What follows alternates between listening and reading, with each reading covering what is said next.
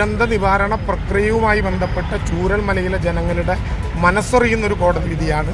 സർക്കാർ ഇക്കാര്യത്തിലെടുത്ത നിലപാടുകൾ ശരിയാണെന്ന് ബോധ്യപ്പെടുത്തുന്ന കോടതി വിധിയാണ്.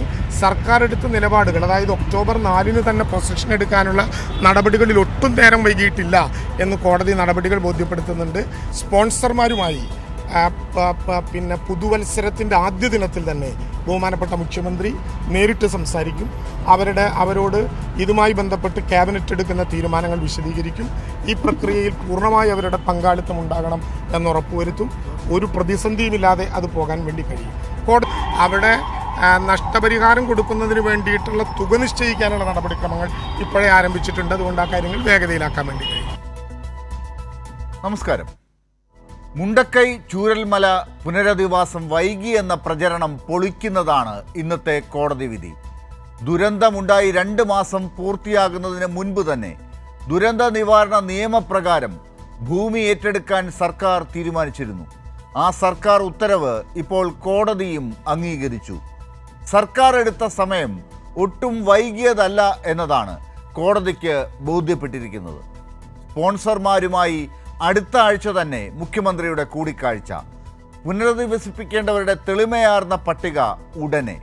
ബലം പ്രയോഗിച്ച് ഭൂമി ഏറ്റെടുക്കാൻ സർക്കാർ തീരുമാനിച്ചില്ല എന്നും കാലതാമസമില്ലാതെ സ്ഥലം ഏറ്റെടുക്കാനുള്ള നടപടികളാണ് സർക്കാരിൻ്റെ ഭാഗത്തു നിന്ന് ഉണ്ടായത് എന്നും കോടതിക്ക് ബോധ്യപ്പെട്ടു.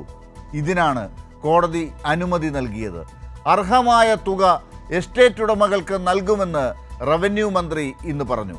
തോട്ടം ഏറ്റെടുക്കുന്നതിനെതിരായി ഹാരിസണും എൽസ്റ്റോണും നൽകിയ ഹർജികൾ ഹൈക്കോടതി തള്ളിയതോടെ സർക്കാർ തുടക്കമിട്ട നടപടികൾ ശരിവെക്കുകയാണ്. ഇനിയെങ്കിലും സ്പെഷ്യൽ പാക്കേജ് അനുവദിക്കുമോ കേന്ദ്രം? വയനാടിൻ്റെ അർഹമായ അവകാശങ്ങൾക്ക് വേണ്ടിയുള്ള സർക്കാരിൻ്റെ പോരാട്ടങ്ങൾക്ക് ഒപ്പം നിൽക്കുമോ പ്രതിപക്ഷം? ന്യൂസ് ആൻഡ് വ്യൂസ് പരിശോധിക്കുന്നു. ഇന്ന് ചർച്ചയിൽ ചേരുന്നവർ: CPIM വയനാട് ജില്ലാ സെക്രട്ടറി കെ റഫീഖ്, കോൺഗ്രസ് സഹയാത്രികൻ പ്രൊഫസർ AG ജോർജ്, BJP വക്താവ് അഡ്വക്കേറ്റ് P കൃഷ്ണദാസ് എന്നിവർ. ഏറ്റവും ആദ്യം അഡ്വക്കേറ്റ് P കൃഷ്ണദാസിലേക്ക് പോകുന്നു. അഡ്വക്കേറ്റ് കൃഷ്ണദാസ്, ഇപ്പോൾ കോടതി വിധി വന്നിരിക്കുകയാണല്ലോ. ഈ തോട്ടം ഉടമകൾ നൽകിയ ഹർജി തീർപ്പാക്കിക്കൊണ്ട് അവരുടെ ഹർജി തള്ളിയിരിക്കുകയാണ്. കേരള സർക്കാർ എന്താണോ തീരുമാനിച്ചത് അതിനൊപ്പം നിൽക്കുകയാണ് ഇപ്പോൾ കോടതിയും. കോടതി സർക്കാരിനൊപ്പം എന്ന് സർക്കാർ ആശ്വസിക്കുമ്പോൾ കേന്ദ്ര സർക്കാർ ഉണ്ടോ ഈ വയനാട്ടുകാർക്കൊപ്പം? അതിനെ അങ്ങനെയൊക്കെ വ്യാഖ്യാനിക്കാമോ എന്ന് എനിക്കറിയില്ല ഡോക്ടർ ലാൽ. അതിന്റെ പ്രധാനപ്പെട്ട കാരണം ഗവൺമെന്റ് 30-ലേറെ സ്ഥലങ്ങൾ കണ്ടെത്തുകയും അതിൽ നിന്ന് 2 തോട്ടങ്ങൾ ഏറ്റെടുക്കാൻ തീരുമാനിക്കുകയും ചെയ്യുമ്പോൾ അതിൽ ഡിസാസ്റ്റർ മാനേജ്മെന്റ് ആക്ട് പ്രകാരമുള്ള നടപടികൾ തുടങ്ങിയപ്പോഴാണ് ആ തോട്ടവുമായി ബന്ധപ്പെട്ടിട്ടുള്ള ആളുകൾ ബഹുമാനപ്പെട്ട കോടതിയെ സമീപിക്കുകയും സ്റ്റേ നേടുകയൊക്കെ ചെയ്തിരുന്നു. സർക്കാരിന് അത് സമവായത്തിന്റെ അടിസ്ഥാനത്തിൽ അന്നേ തന്നെ ഒഴിവാക്കാമായിരുന്ന ഒരു കാര്യമായിരുന്നു. പക്ഷേ ഏതൊരാൾക്കുമുള്ള അവകാശത്തിന്റെ അടിസ്ഥാനത്തിൽ അവർ കോടതിയെ സമീപിക്കുന്നു. അതിൽ തെറ്റൊന്നും കാണേണ്ടതില്ല. കോടതി ഡിസാസ്റ്റർ മാനേജ്മെന്റ് ആക്ട് പ്രകാരം സെക്ഷൻ 34 പ്രകാരം അങ്ങനെയുള്ള സ്ഥലങ്ങൾ ഏറ്റെടുക്കുന്നതിന് സർക്കാരിന് അധികാരമുണ്ട് എന്ന് പ്രഖ്യാപിച്ചിരിക്കുന്നു. അതിൽ പ്രത്യേകിച്ച് പുതുമയൊന്നുമില്ല. സർക്കാർ ഇൻവോക്ക് ചെയ്ത സർക്കാരിന്റെ അധികാരം അതുണ്ട് എന്ന് കോടതി പറഞ്ഞു, അത്രയേ ഉള്ളൂ. അതല്ലെങ്കിലും സർക്കാരിനുണ്ട്. കോടതിയിൽ ചോദ്യം ചെയ്തപ്പോൾ ഹർജിക്കാർ പറഞ്ഞിട്ടുള്ള കാര്യങ്ങളെക്കാൾ അപ്പുറത്ത് സർക്കാർ എടുത്തിട്ടുള്ള നടപടിക്ക് നിയമപരമായിട്ടുള്ള തടസ്സമൊന്നുമില്ല എന്ന് കോടതി സൂചിപ്പിച്ചു, അത്രയേ ഉള്ളൂ.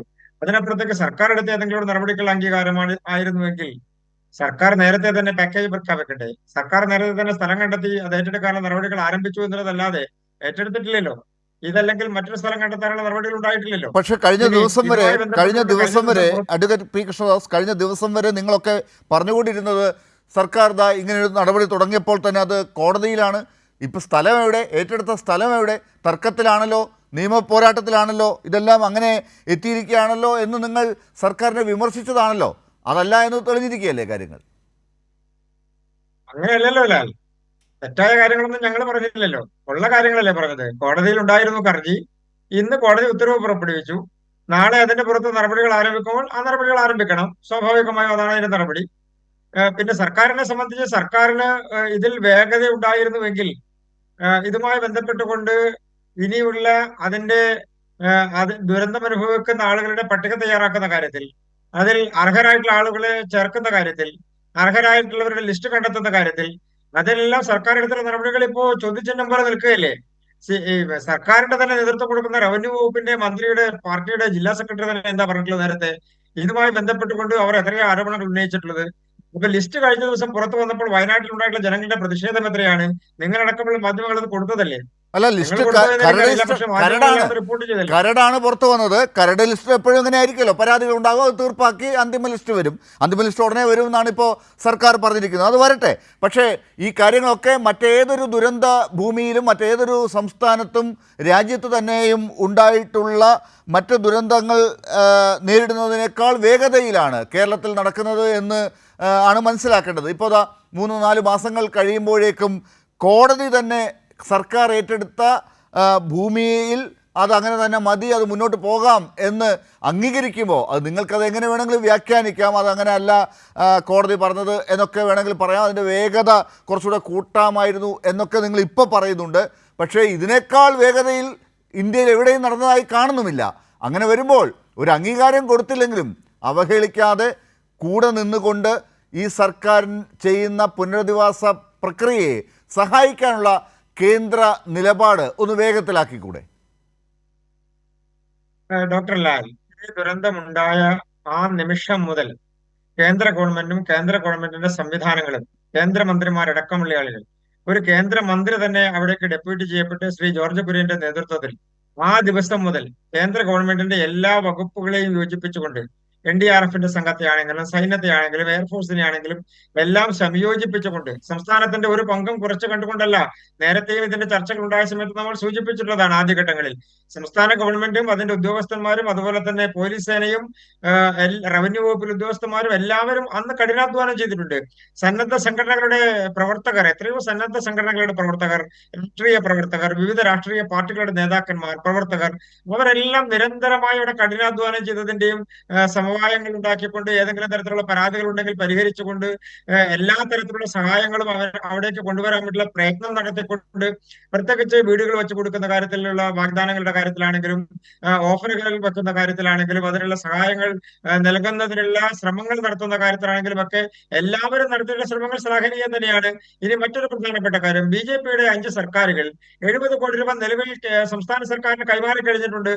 അത് ഉത്തർപ്രദേശ് ആണെങ്കിലും മധ്യപ്രദേശ് ആണെങ്കിലും അടക്കമുള്ള സംസ്ഥാനങ്ങളെല്ലാം കേരള ഗവൺമെന്റിന് അതിൻ്റെതായിട്ടുള്ള സഹായങ്ങൾ കൈമാറിയിട്ടുണ്ട്.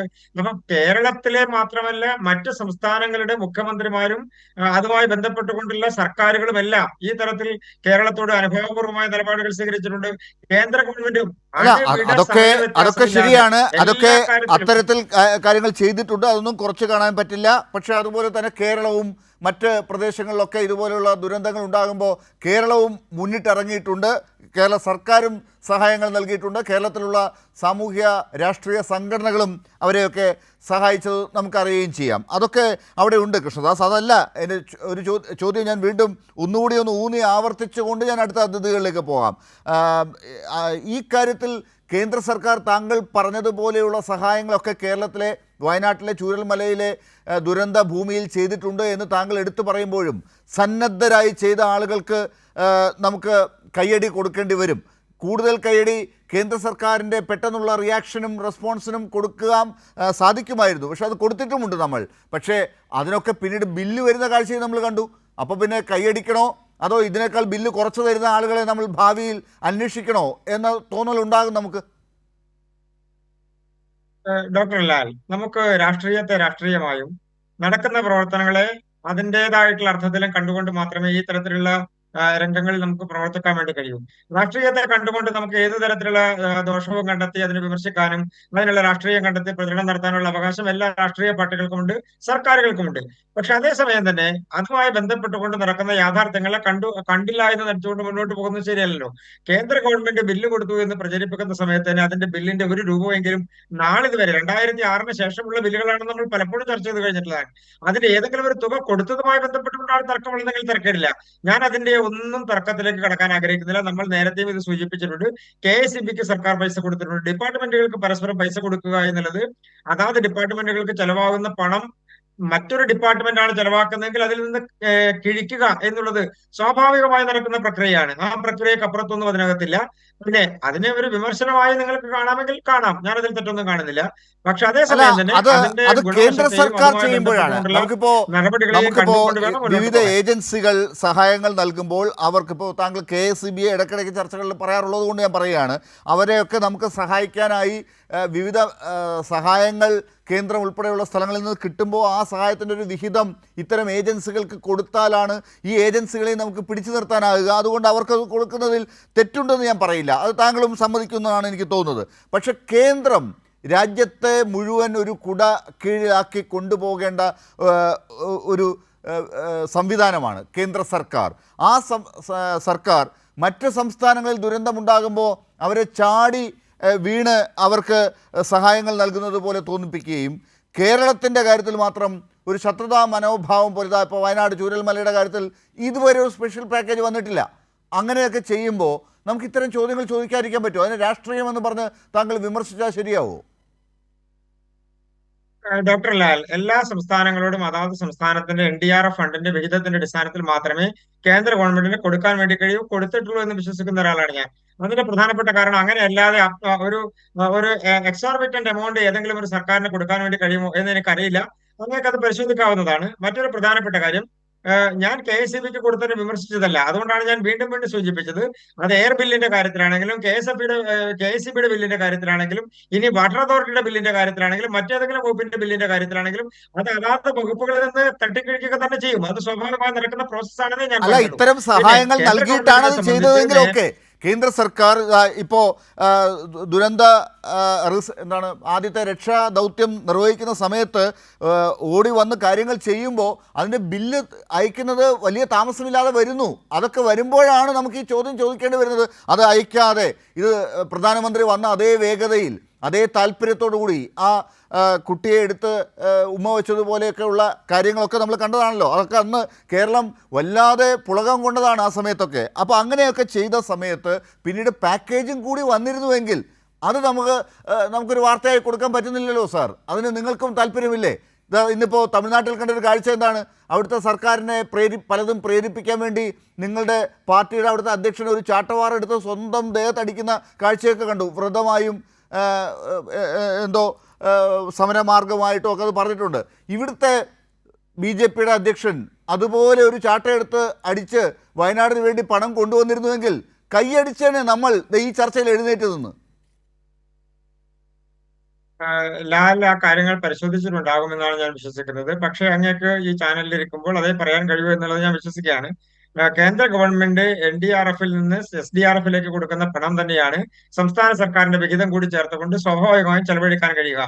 അതിൽ നാളെ വരെയുള്ള പണത്തിന്റെ 688 കോടി രൂപ ഇരിക്കുന്നതിൽ 77 കോടി രൂപ കഴിച്ചിട്ടുള്ള 688 കോടി രൂപ ഇരിക്കുന്നുണ്ട് എന്ന് തന്നെയാണ് സർക്കാർ പറഞ്ഞിട്ടുള്ളത്.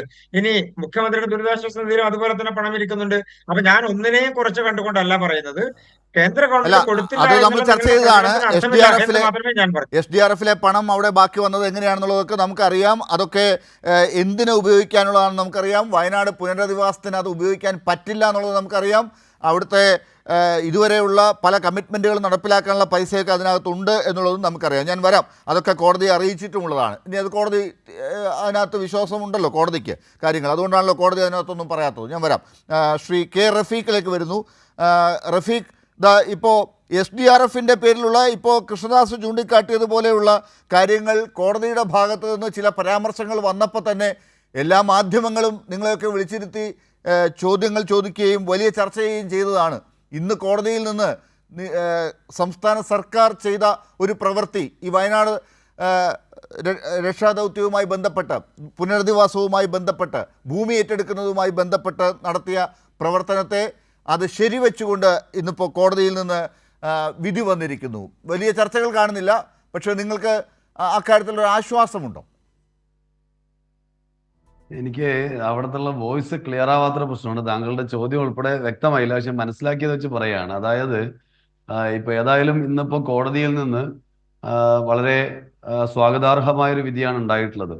കാരണം മുണ്ടക്കൈ ചൂരൽമല പുനരധിവാസ പ്രവർത്തനങ്ങൾക്ക് തടസ്സമായി നിന്നിരുന്ന ഒരു കാര്യം ഈ പറഞ്ഞ നമ്മുടെ തോട്ടമുടമകൾ കോടതിയെ സമീപിച്ചതിന്റെ ഭാഗമായിട്ടുള്ള പ്രശ്നങ്ങളാണ്. 2 സ്ഥലങ്ങൾ കണ്ടെത്തി പുനരധിവാസ പ്രവർത്തനങ്ങൾ മുന്നോട്ട് കൊണ്ടുപോകാൻ വേണ്ടി കേരളത്തിലെ ഗവൺമെന്റ് ശ്രമിച്ചുകൊണ്ടിരിക്കുകയായിരുന്നു. അതുമായി ബന്ധപ്പെട്ടുകൊണ്ട് ടൗൺഷിപ്പ് ഉൾപ്പെടെയുള്ള കാര്യങ്ങളെ സംബന്ധിച്ചുള്ള മാസ്റ്റർ പ്ലാൻ തയ്യാറാക്കി മന്ത്രിസഭാ യോഗത്തിൽ അത് അവതരിപ്പിക്കുന്ന സാഹചര്യമുണ്ടായി. ഈ പുനരധിവാസ പ്രവർത്തനങ്ങളുമായി ബന്ധപ്പെട്ടുകൊണ്ട് ഒരു സ്പെഷ്യൽ ഓഫീസറെ തന്നെ നിശ്ചയിക്കുന്ന ഉത്തരവിറക്കുന്ന സാഹചര്യം ഉണ്ടായി. അങ്ങനെ എല്ലാ ഭാഗത്തുമുള്ള പ്രവർത്തനങ്ങളുമായി ഗവൺമെന്റ് മുന്നോട്ട് പോകുമ്പോൾ കോടതിയെ സമീപിച്ചുകൊണ്ടുള്ള ഒരു നിലപാട് തോട്ടമുടമകൾ സ്വീകരിച്ചതിന് ഒരു ചെറിയ പ്രതിസന്ധി നമ്മൾ അഭിമുഖീകരിച്ചിരുന്നു. എന്നാൽ ഗവൺമെന്റിന്റെ ഇച്ഛാശക്തിയും ഗവൺമെന്റ് എത്രമാത്രം പുനരധിവാസ പ്രവർത്തനത്തിന് താല്പര്യത്തോടെ പ്രവർത്തിക്കുന്നു എന്നത് തെളിയിക്കുന്ന രൂപത്തിലുള്ള ഒരു വിധിയാണ് ഇന്നിപ്പോൾ കോടതിയിൽ നിന്ന് ഉണ്ടായിട്ടുള്ളത്. തീർച്ചയായും സ്വാഗതാർഹമാണ്. അടിയന്തരമായി തന്നെ അതുമായി ബന്ധപ്പെട്ടുള്ള നടപടിക്രമങ്ങളിലേക്ക് ഗവൺമെന്റ് കടന്നിരിക്കുകയാണ്.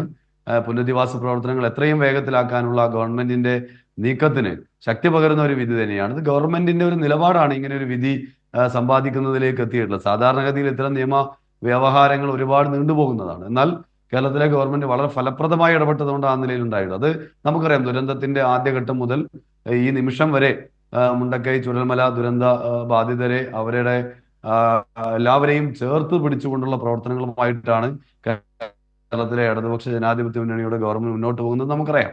ആദ്യഘട്ടത്തിൽ തന്നെ മരിച്ചവർക്ക് പിന്നെ ദുരന്തത്തിൽപ്പെട്ടവർക്ക് 10,000 രൂപ ആശ്വാസ എന്ന നിലയിൽ ആദ്യഘട്ടത്തിൽ കൊടുത്തതായാലും, പിന്നീട് മരിച്ചവർക്ക് 6 ലക്ഷം രൂപ കൊടുത്തതായാലും, 300 രൂപ വെച്ച് പ്രതിദിനം ആദ്യഘട്ടത്തിൽ കൊടുത്തതായാലും, ചികിത്സയ്ക്ക് ആവശ്യമായ പണം ആളുകൾക്ക് കൊടുത്തതായാലും, ഇങ്ങനെ തുടങ്ങി ഒരുപാട് വിശദീകരിക്കുന്നില്ല. അത്തരം ഒരുപാട് കാര്യങ്ങൾ കേരളത്തിലെ ഗവൺമെന്റ് ഫലപ്രദമായി ചെയ്തതാണ്. നമുക്കറിയാം, സമാനതകളില്ലാത്തൊരു ദുരന്തമാണ് നമ്മുടെ നാട്ടിൽ ഉണ്ടായിട്ടുള്ളത്. ഇന്ത്യ കണ്ട ഏറ്റവും വലിയ ഉരുൾപൊട്ടലാണ്.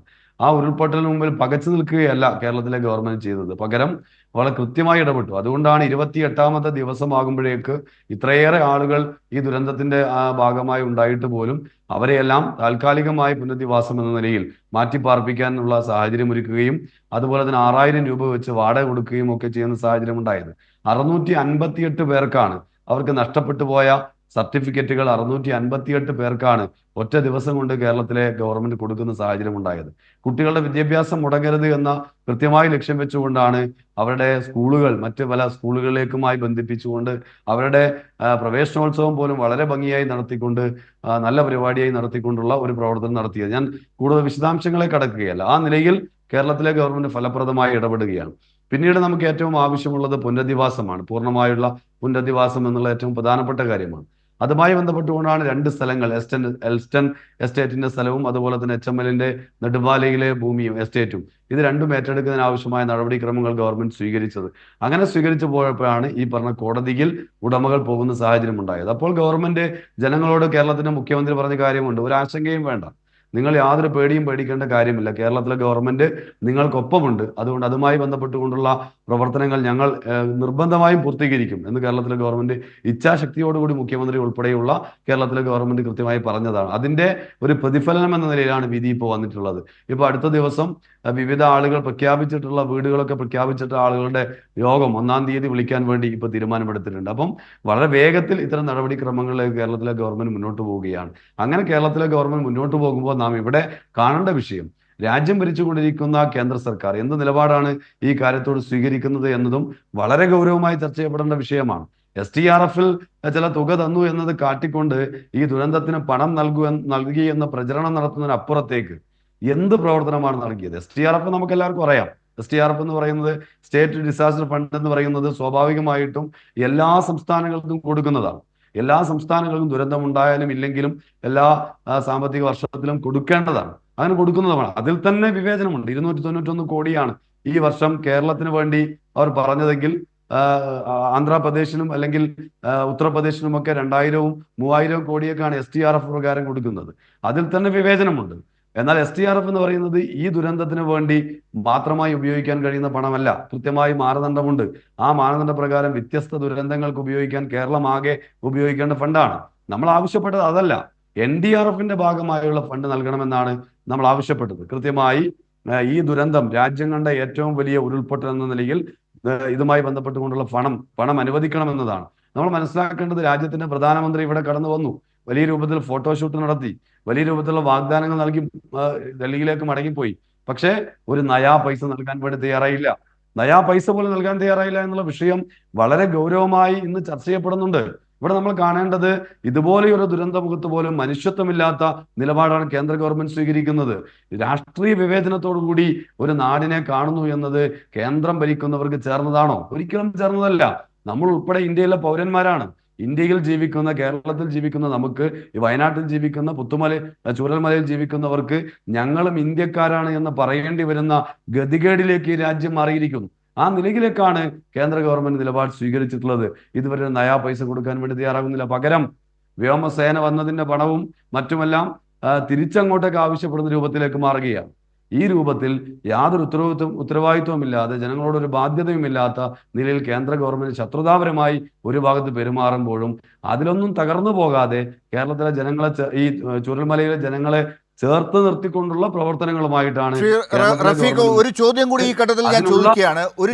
ഒരു ചോദ്യം കൂടി ഞാൻ ചോദിക്കുകയാണ് റഫീഖിനോട് ഈ ഘട്ടത്തിൽ. അതായത് ഇങ്ങനെ ഒരു ഘട്ടത്തിലാണ് മറ്റൊരു വിമർശനവും വാർത്തകളും ഒക്കെ വരുന്നത്.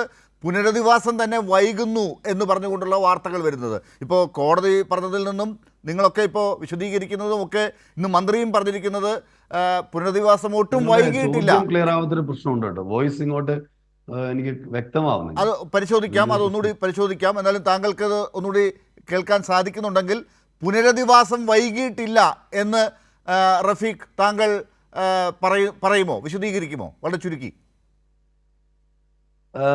ഹലോ, എന്നോടല്ലേ? അതെ. ഞാൻ മനസ്സിലാക്കുന്ന താങ്കൾ പുനരധിവാസം വൈകിയിട്ടില്ല എന്ന് താങ്കൾ പറയുമോ എന്നാണോ? അതാണോ ചോദ്യം? അതെ അതെ അതെ. അല്ല, തീർച്ചയായിട്ടും ഇതിലുള്ളൊരു പ്രശ്നം പുനരധിവാസ പ്രവർത്തനങ്ങൾ മായി ബന്ധപ്പെട്ടുകൊണ്ട് കുറ്റമറ്റ രൂപത്തിൽ നടത്തിക്കൊണ്ടു പോകാനാണ് കേരളത്തിലെ ഗവൺമെന്റ് ശ്രമിക്കുന്നത്. ഇവിടെ നമ്മൾ കാണേണ്ടത്, നമുക്ക് മുമ്പിലുണ്ടായ ഒരു ചെറിയ കാലതാമസത്തിന്റെ പ്രശ്നം വന്നത് കോടതിയിലേക്ക് ഈ പറഞ്ഞ തോട്ടം ഉടമകൾ പോയതുമായി ബന്ധപ്പെട്ടുകൊണ്ടാണ്. അതും ആ ഘട്ടത്തിലും ഒരു താമസവും വരുത്താതെ മറ്റ് നടപടിക്രമങ്ങളാണ് കേരളത്തിലെ ഗവൺമെന്റ് സ്വീകരിച്ചത്. അതായത് മാസ്റ്റർ പ്ലാൻ തയ്യാറാക്കുന്നു, അതുമായി ബന്ധപ്പെട്ട് ഉദ്യോഗസ്ഥനെ നിയമിക്കുന്നു. അത്തരത്തിലുള്ള പ്രവർത്തനങ്ങൾ ഈ ഘട്ടത്തിൽ നടന്നിട്ടുണ്ട്. കോടതി വ്യവഹാരം നടക്കുന്നതിനിടയിൽ തന്നെ ഇത്തരം പ്രവർത്തനങ്ങൾ കൂടെ മുന്നോട്ട് കൊണ്ടുപോകാൻ നിലപാടാണ് സ്വീകരിച്ചത്. സ്വാഭാവികമായിട്ടും നമ്മൾ മനസ്സിലാക്കേണ്ടത് വലിയ ദുരന്തമാണ്. അതിലെ ഏറ്റവും അർഹതപ്പെട്ട ആളുകൾ, ഇതിന്റെ ഭാഗമായുള്ള ആളുകളെല്ലാം കണ്ടെത്തി അത്തരത്തിലുള്ള പ്രവർത്തനം നടത്തേണ്ടതായിട്ടുണ്ട്. അതോടൊപ്പം തന്നെ കൃത്യമായൊരു പ്ലാൻ തയ്യാറാക്കണം. വെറുതെ ഒരു വീട് വെച്ചു കൊടുക്കുക എന്നതല്ല കേരളത്തിലെ ഗവൺമെന്റ് ഉദ്ദേശിക്കുന്നത്. പകരം കൃത്യമായി ആളുകൾക്ക് അവരുടെ ജീവിത വരുമാനം ഉൾപ്പെടെ കൊണ്ടുപോകാൻ കഴിയുന്ന രൂപത്തിലേക്ക്, സാമൂഹികമായി ജീവിക്കാൻ കഴിയുന്ന രൂപത്തിലേക്കുള്ള ഒരു ടൗൺഷിപ്പാണ് നമ്മൾ മനസ്സിലാക്കേണ്ടത്. കഴിഞ്ഞ കുറച്ച് ദിവസങ്ങൾക്ക് മുമ്പ് മന്ത്രിമാർ തന്നെ പങ്കെടുത്തുകൊണ്ടും ഉദ്യോഗസ്ഥർ പങ്കെടുത്തുകൊണ്ടും ഇവരുടെ യോഗം, ഈ ദുരന്ത ബാധിത യോഗം ചേർന്നപ്പോൾ അവർ പറഞ്ഞൊരു വളരെ പ്രധാനപ്പെട്ട ഒരു കാര്യമുണ്ട്. ഞങ്ങൾക്ക് ഒരുപാട് ഉറ്റവരെ നഷ്ടപ്പെട്ടു. ഇനി ഞങ്ങളുടെ കൂടെ അവശേഷിക്കുന്ന, ഞങ്ങളുടെ ചുറ്റുപാടും ഞങ്ങളോടൊപ്പം ഉണ്ടായിരുന്ന കുറച്ചു പേരാണ്. ആ ഞങ്ങളെയും നിങ്ങൾ വേർതിരിച്ച് പല സ്ഥലത്തായി വിന്യസിക്കരുത്. പകരം ഞങ്ങൾക്ക് ഒന്നിച്ച്, അവശേഷിക്കുന്നവർക്കെങ്കിലും ഒന്നിച്ച് ജീവിക്കണമെന്നാണ്. അതാണ് കേരളത്തിലെ മുഖ്യമന്ത്രി ഈ ദുരിതബാധിതർ ഉൾപ്പെടെ ഈ ഘട്ടത്തിൽ പറയുമ്പോൾ അതിന് മുൻകൂട്ടി തന്നെ കണ്ടുകൊണ്ട് എല്ലാവരും ഒന്നിച്ചു നിൽക്കണം എന്ന് കണ്ടുകൊണ്ടാണ് മുഖ്യമന്ത്രി നേരത്തെ തന്നെ എല്ലാവർക്കും ഒരുമിച്ചുള്ള ടൗൺഷിപ്പ് പ്രഖ്യാപിക്കുന്നത്.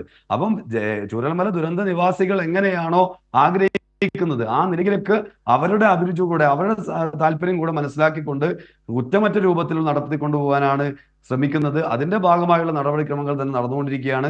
അതിന് സമയമൊന്നും പുനരധിവാസ പ്രവർത്തനങ്ങളുമായി ബന്ധപ്പെട്ടുകൊണ്ട് യാതൊരു വിധത്തിലും വൈകിയിട്ടില്ല. പ്രശ്നം വന്നത് നമുക്ക് ഈ സാങ്കേതികമായി ഉണ്ടായുള്ള കുറച്ച് ദിവസത്തെ ഈ കോടതി വ്യവഹാരമാണ്. എന്നാൽ അതും വളരെ പെട്ടെന്ന് നമ്മൾ മനസ്സിലാക്കേണ്ടത്, ഇത്തരം തോട്ടം ഭൂമിയൊക്കെ ബന്ധപ്പെട്ടുകൊണ്ടുള്ള പ്രശ്നങ്ങൾ എത്രമാത്രം കോടതി വ്യവഹാരങ്ങളിൽ പെട്ട് നീണ്ടു പോകുന്നതാണ്. പല കേസുകളും നമുക്കറിയാലോ.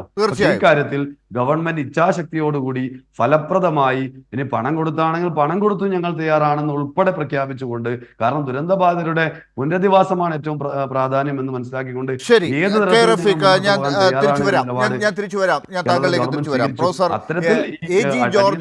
പ്രൊഫസർ എ ജി ജോർജ്, ഇപ്പോൾ ഈ റഫീഖ് വിശദീകരിച്ച കാര്യങ്ങളൊക്കെ നമുക്കറിയാം, നമ്മൾ കണ്ടുകൊണ്ടിരിക്കുന്ന കാര്യമാണ്.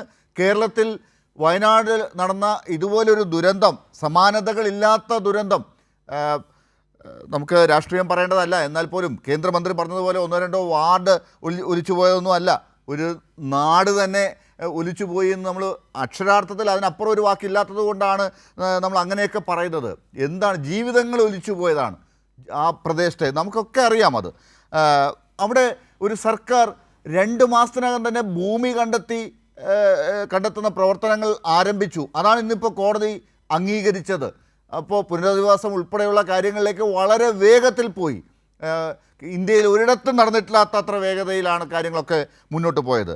അപ്പോൾ അത് കോടതിയും കൂടി അംഗീകരിക്കുമ്പോൾ കോടതി ഒപ്പമുണ്ട് എന്ന് ഇന്നിപ്പോൾ സംസ്ഥാന സർക്കാരിലെ മന്ത്രി തന്നെ, റവന്യൂ മന്ത്രി തന്നെ ഇന്ന് മാധ്യമങ്ങളോട് പറഞ്ഞതാണ് നമ്മൾ കണ്ടത്. കോടതിയും ഒപ്പമുണ്ട്, സർക്കാർ ഒപ്പമുണ്ടെന്ന് നേരത്തെ തന്നെ പറഞ്ഞു കഴിഞ്ഞു.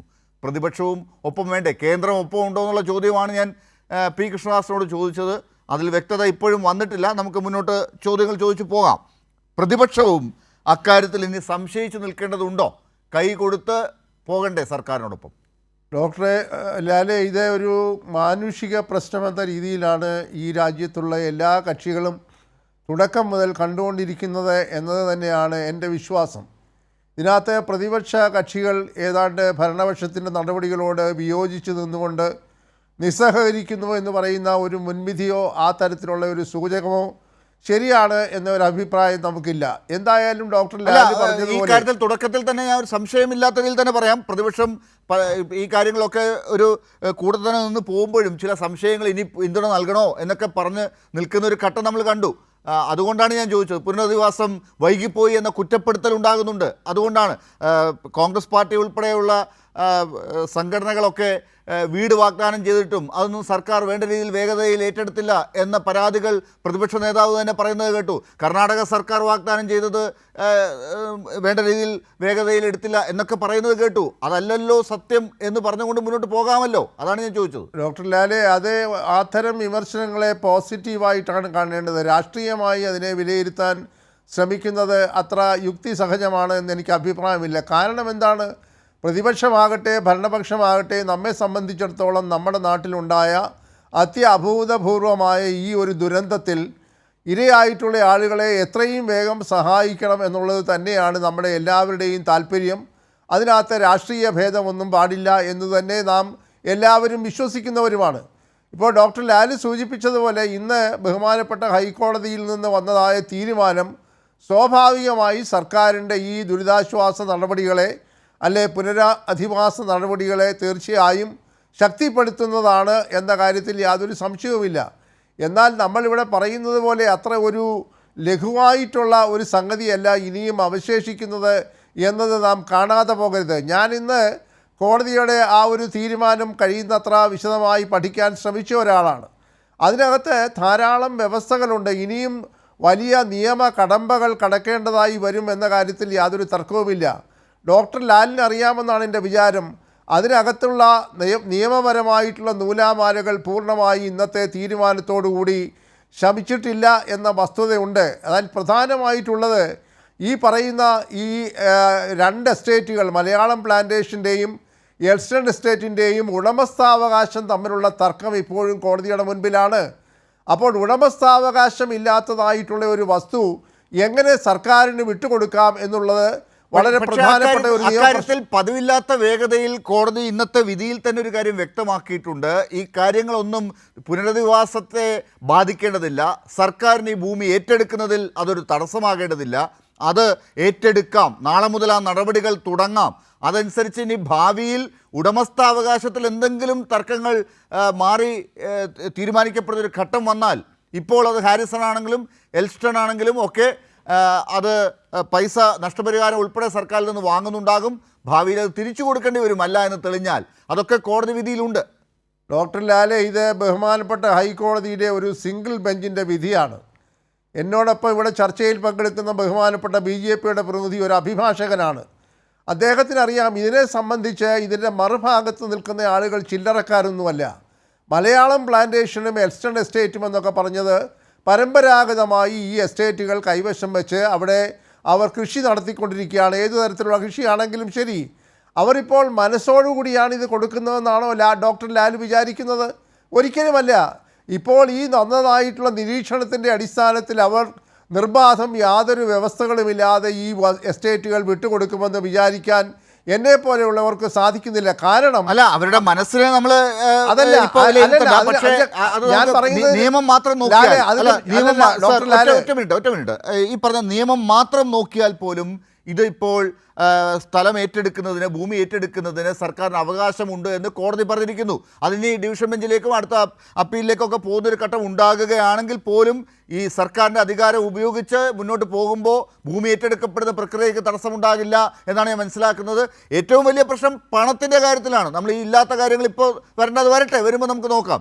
പക്ഷേ പണമാണ് ഏറ്റവും വലിയ പ്രധാനപ്പെട്ട പ്രശ്നം. ആ പണത്തിൻ്റെ കാര്യത്തിൽ കേന്ദ്ര സർക്കാരിനെതിരെയാണ് പ്രതിപക്ഷം ഇനിയിപ്പോൾ കൂടുതൽ അവരെ ഒന്നുകൂടി ഒന്ന് ഇളക്കാനാണ് ശ്രമിക്കേണ്ടത്, അവരെ അനുകൂലമാക്കി എടുക്കാനാണ് ശ്രമിക്കേണ്ടത്.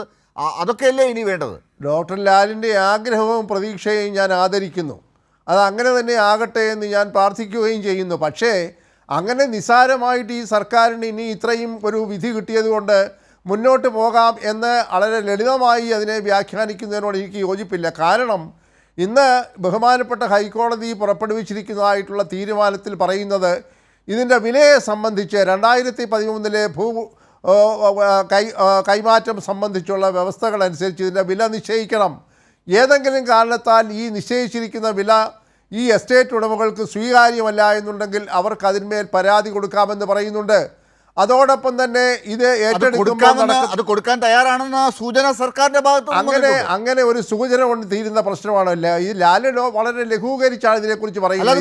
കെട്ടിവെക്കുമല്ലോ. അല്ല, തുക കെട്ടിവെച്ചാൽ പോലും ഇത് അന്തിമമായി സർക്കാരിൻ്റെ കൈവശത്ത്, ഒരു കാര്യം ലാൽ ഓർക്കണം, ഇത് സർക്കാരിൻ്റെ കൈവശത്തിൽ വന്ന് അവിടെ വീടുകളൊക്കെ സ്ഥാപിച്ചു കഴിഞ്ഞാൽ പിന്നെ പ്രശ്നം കുറച്ചുകൂടെ ഗുരുതരമാകും.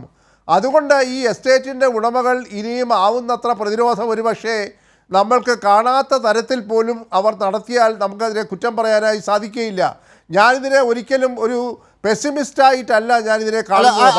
അക്കാര്യത്തിൽ ഒരു വ്യക്തത വരുത്താൻ ശ്രീ കെ റഫീഖിന് തന്നെ സാധിക്കുമെന്ന് ഞാൻ നോക്കട്ടെ. കാരണം അദ്ദേഹത്തിന് ഒരു മിനിറ്റ് കൂടെ ഒന്ന് കൊടുക്കുകയാണ്. കെ റഫീഖ് അങ്ങ് വയനാട്ടുകാരൻ കൂടി ആയതുകൊണ്ട് ഈ കാര്യത്തിൽ ഇപ്പോൾ പ്രൊഫസർ AG ജോർജ് മുന്നോട്ട് വെച്ച ആശങ്കയുണ്ടല്ലോ, അത് പ്രതിപക്ഷത്തു നിന്നും ഉണ്ടാകാൻ സാധ്യതയുള്ള ഒരു ആശങ്കയായിട്ട് കൂടി കാണാം. അതിലെന്തെങ്കിലും ഒരു പ്രശ്നമുള്ളതായി താങ്കൾ കാണുന്നുണ്ടോ റഫീഖ്? ഇല്ല, ഒരിക്കലുമില്ല. ഇവിടെ പ്രതിപക്ഷത്തിന്റെ ഭാഗത്തു നിന്ന് ഇപ്പോൾ ഉണ്ടായിക്കൊണ്ടിരിക്കുന്ന നടപടി എന്ന് പറയുന്നത് ദുരന്തബാധിതരായ ആളുകളെ ആശങ്കയിലാക്കുക, എന്നിട്ട് സ്വാഭാവികമായിട്ടും ഗവൺമെന്റിനെതിരായി തിരിച്ചുവിടുക. ആ ലക്ഷ്യത്തോടു കൂടി വളരെ വളരെ ലഘൂകരിച്ചാണ് ഈ കോൺഗ്രസിന്റെ പ്രതിനിധി പറയുന്നതെങ്കിലും ലക്ഷ്യമൊന്നു തന്നെയാണ്, അതായത് ആശങ്കയിലാക്കുക എന്നുള്ളതാണ്. പക്ഷേ ഇവിടെയുള്ള ദുരന്തബാധിതർക്ക് യാതൊരു ആശങ്കയുമില്ല. കാരണം കേരളത്തിലെ ഗവൺമെന്റ് പറഞ്ഞതുപോലെ എല്ലാ പ്രവർത്തനവും നടത്തിയിട്ടുണ്ട്. ഇപ്പൊ തന്നെ നമുക്കറിയാം, ഈ നിയമ നടപടിയുമായി ബന്ധപ്പെട്ടുകൊണ്ട് വളരെ കൃത്യമായ ഇടപെടൽ കേരളത്തിലെ ഗവൺമെന്റ് നടത്തിയിട്ടുണ്ട്. അങ്ങനെ നടത്തിയത് കൊണ്ട് കൂടിയാണ് ഇങ്ങനെ ഒരു വിധി വന്നിട്ടുള്ളത്. മാത്രമല്ല, പണം ഉൾപ്പെടെ കെട്ടിവെച്ചുകൊണ്ട് ഉൾപ്പെടെ ഈ കാര്യങ്ങൾ മുന്നോട്ട് പോകാൻ തയ്യാറാണെന്ന് കോടതിയെ ഗവൺമെന്റ് അറിയിച്ചതാണ്. അതുകൊണ്ട് കൃത്യമായി അതുമായി മുന്നോട്ട് പോകും. യാതൊരു ആശങ്കയ്ക്കും അടിസ്ഥാനമില്ല. ഇതുമായി ബന്ധപ്പെട്ടുകൊണ്ടുള്ള പ്രവർത്തനങ്ങളുമായി ഗവൺമെന്റ് മുന്നോട്ട് പോകും. അതിന് ഉതകുന്ന നിലയിൽ തന്നെയാണ് ഇന്ന് വിധി ഉണ്ടായിട്ടുള്ളത്. അതിൽ ഇനി വരുന്ന ആശങ്കകൾ അത് നമുക്ക് വരുന്ന ഘട്ടത്തിൽ പരിഗണിക്കാം. നിങ്ങൾ നമ്മുടെ അവതാരകൻ ചോദിച്ചപ്പോഴും ഈ വിഷയത്തിൽ കേന്ദ്രീകരിക്കാനാണ് കോൺഗ്രസ് പ്രതിനിധി തയ്യാറാവുന്നത്. പകരം കേന്ദ്രം സ്വീകരിക്കുന്ന നിലപാടിനെ കുറിച്ച് പറയുന്നില്ല. കേന്ദ്രം ഈ നിലയിൽ സ്വീകരിക്കുന്ന നിലപാടിനെ കുറിച്ചാണ് ജനങ്ങൾ ഒറ്റക്കെട്ടായി പറയേണ്ടത്. കോടതിയിൽ നിന്ന് മറ്റൊരു വിധി വന്നാൽ അതിനെ മറികടക്കാനുള്ള നിലപാട് കേരളത്തിലെ ഗവൺമെന്റ് സ്വീകരിക്കും. വളരെ കൃത്യമായി ഇന്നുൾപ്പെടെ റവന്യൂ മന്ത്രി അതുമായി ബന്ധപ്പെട്ട കാര്യം വളരെ കൃത്യമായി വ്യക്തമാക്കിയിട്ടുണ്ട്. ചെയ്യാൻ പോകുന്ന കാര്യങ്ങളെ കുറിച്ച് വ്യക്തമാക്കിയിട്ടുണ്ട് കേരളത്തിന്റെ ഗവൺമെന്റിന്റെ ഭാഗമായിട്ട്. അതുകൊണ്ട് അങ്ങനെ ഒരു ആശങ്കയുടെ അടിസ്ഥാനമില്ല. പകരം ഈ കേന്ദ്രം സ്വീകരിക്കുന്ന ഈ നിലപാടാണ് നമുക്ക് പ്രതിസന്ധി ഉണ്ടാക്കുന്നത്. ശരി, അതാണ് നമ്മൾ യഥാർത്ഥത്തിൽ പ്രൊഫസർ AG ജോർജ്, പ്രതിപക്ഷം അക്കാര്യത്തിൽ മുന്നോട്ട് വരണം എന്ന് തന്നെയാണ് സർക്കാരിൻ്റെ ഭാഗത്തു നിന്നുള്ള മുഖ്യ പാർട്ടിയുടെ പ്രതിനിധിയായി ചർച്ചയിൽ പങ്കെടുക്കുന്ന റഫീഖ് ചൂണ്ടിക്കാട്ടുന്നത്. ഞാൻ റഫീഖ് പറഞ്ഞത് കേട്ടപ്പോൾ, ഞാൻ പറയാൻ തുടങ്ങിയപ്പോൾ തന്നെ ഇടപെട്ടത് കൊണ്ട് എനിക്ക് കേന്ദ്ര ഗവൺമെൻറ് നിലപാടിനെ കുറിച്ച് പറയാൻ അവസരം കിട്ടിയില്ല. അതുകൊണ്ട് താങ്കൾ എനിക്ക് കേന്ദ്ര ഗവൺമെൻറ് നിലപാടിനെ ഞാൻ ന്യായീകരിക്കുന്നു എന്നുള്ള മുൻവിധിയോട് പോകണ്ട. 25 മിനിറ്റായി ഇവിടെ ചർച്ച, നിങ്ങൾ രണ്ടുപേര് മാത്രമേ സംസാരിച്ചുള്ളൂ. ഞാൻ സംസാരിക്കാൻ തുടങ്ങിയപ്പോൾ കേന്ദ്രത്തിനെതിരെ പറയുന്നതാണ് റഫീഖ് പറയുന്നത്. അതെ, കേന്ദ്രത്തിനെതിരെ പറയേണ്ട ഒരു സമയം വരണമെന്നുണ്ടെങ്കിൽ എനിക്കൊരു അവസരം കിട്ടണ്ടേ? അതായത് ഞാൻ ഈ സംസ്ഥാന ഗവൺമെൻറ്റിൻ്റെ നിലപാടുകളെ ഈ കാര്യത്തിൽ വിമർശിക്കുന്നതിന് വേണ്ടിയല്ല ഇവിടെ വന്നിരിക്കുന്നത്. കാരണം ഞാനിതിനെ ഒരു മാനുഷിക പ്രശ്നമായി കാണാൻ തയ്യാറായി മനസ്സുകൊണ്ട് തന്നെ ആ ഒരുക്കത്തിൽ തന്നെ വന്നിരിക്കുന്ന ഒരാളാണ്. ഇല്ലാതെ ഇതിനെ രാഷ്ട്രീയമായി ഇപ്പോൾ നടത്തുന്ന പരിപാടികളെല്ലാം അല്ലെങ്കിൽ നടപടികളെല്ലാം ക്രമവിരുദ്ധമാണ് അല്ലെങ്കിൽ ഉദാസീനതയോടുകൂടിയാണ് നടത്തുന്നതെന്നുള്ള ആക്ഷേപമല്ല ഞാൻ പറയാൻ ശ്രമിച്ചത്.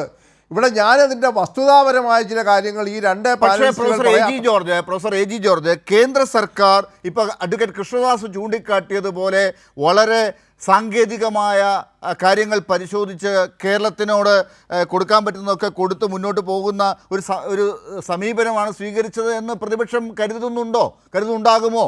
അതല്ലല്ലോ, രാഷ്ട്രീയം അവിടെ ഉണ്ടല്ലോ. കേരളത്തോട് കാണിക്കുന്നത് കേന്ദ്രത്തിൻ്റെ ഭാഗത്തു നിന്ന് അഡ്വക്കേറ്റ് കൃഷ്ണദാസ് പറയുന്ന പോലെ പച്ചവെള്ളം ചോദിച്ചു കുടിക്കുന്ന ഒരു രീതി അല്ലല്ലോ.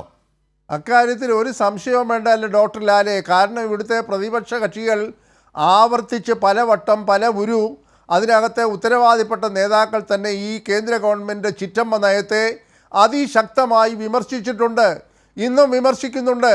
അതായത് ഒരു വിവേചനം സംസ്ഥാന ഗവൺമെൻറ്റിനോട് കാണിക്കുന്നു കേന്ദ്ര ഗവൺമെൻറ് എന്ന കാര്യത്തിൽ യാതൊരു തർക്കവുമില്ല. ഇവിടെ NDRF ഫണ്ടെന്നും SDRF ഫണ്ടെന്നും ഒക്കെ ചില വാക്കുകൾ ഉപയോഗിച്ച് തൊടുന്യായങ്ങൾ ഉന്നയിച്ചുകൊണ്ടാണ് കേന്ദ്ര ഗവൺമെൻറ് ഈ തരത്തിലൊരു ചിറ്റമ്മ നയം സർക്കാരിനോട് കാട്ടുന്നത് എന്നതിനെക്കുറിച്ച് ആർക്കും അഭിപ്രായ വ്യത്യാസമില്ല.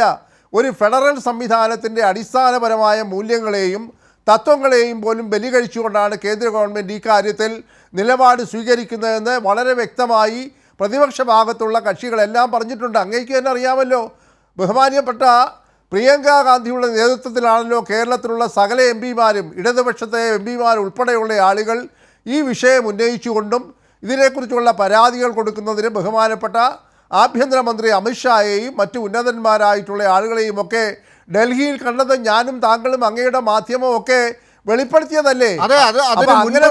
അതിന് മുൻപ് തന്നെ MPമാരുടെ യോഗത്തിൽ മുഖ്യമന്ത്രി വിളിച്ചു കൂട്ടിയ യോഗത്തിൽ തന്നെ ആ തീരുമാനം എടുത്തിരുന്നു. അത് അവിടെ ഡൽഹിയിൽ പോയി അവർ നടപ്പിലാക്കിയിട്ടുണ്ട്. എന്ത് പറഞ്ഞാലും അതിനെ അങ്ങനെ അങ്ങ് ലഘൂകരിച്ച് കാണാൻ, അതായത് ഇവിടെ നടത്തിയ തീരുമാനം കൊണ്ട് ഉടനെ പ്രതിപക്ഷ MPമാരെല്ലാം ഡൽഹിയിൽ പോയിരിക്കണമെന്ന് എവിടെയാ വ്യവസ്ഥ, എവിടെയാ ചട്ടം? ഇവിടെ തിരുവനന്തപുരത്ത് മുഖ്യമന്ത്രി വിളിച്ചു കൂട്ടിയ സമ്മേളനത്തിൽ പ്രതിപക്ഷ കക്ഷികൾ ഒരു തീരുമാനമെടുത്തു. അതുകൊണ്ട് ഡൽഹിയിൽ ചെല്ലുന്നുള്ള ഈ പറയുന്ന സർക്കാർ വിളിക്കുന്നിടത്തെല്ലാം പ്രതിപക്ഷ MPമാർ ചെല്ലണമെന്ന് എവിടെ പറയുന്നു? അങ്ങനെയൊന്നും പറഞ്ഞ് അതിനെ ലളിതവൽക്കരിക്കാൻ ശ്രമിക്കേണ്ട. അതിനകത്തെ ആത്മാർത്ഥത കണ്ടാൽ മതി. ഞാൻ താങ്കൾ പറഞ്ഞല്ലോ, ഇതിനകത്ത് പ്രതിപക്ഷം വേണ്ട രീതിയിൽ അല്ലെങ്കിൽ ഇതിനെ നിരുത്സാഹപ്പെടുത്തുന്ന സമീപനമാണെന്ന് ഇവിടുത്തെ CPMൻ്റെ പ്രതിനിധിയും പറഞ്ഞ പശ്ചാത്തലത്തിൽ നിന്നുകൊണ്ടാണ് ഞാൻ പറയുന്നത്.